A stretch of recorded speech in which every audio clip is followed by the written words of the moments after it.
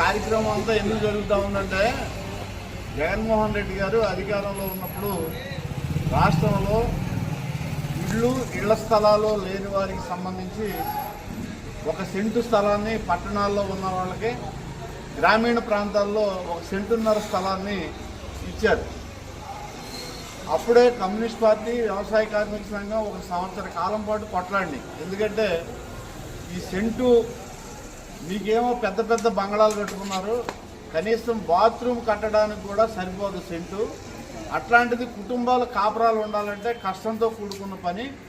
కనీసం మీరు ఇవ్వాలనుకుంటే టౌన్లో స్థలం విలువ పెరిగింది కాబట్టి 2 సెంట్ల స్థలం టౌన్లో ఇవ్వండి, పల్లెల్లో స్థలం రేటు తక్కువగా ఉంటుంది కాబట్టి 3 సెంట్లు ఇవ్వండి అని చెప్పేసి అడిగాం.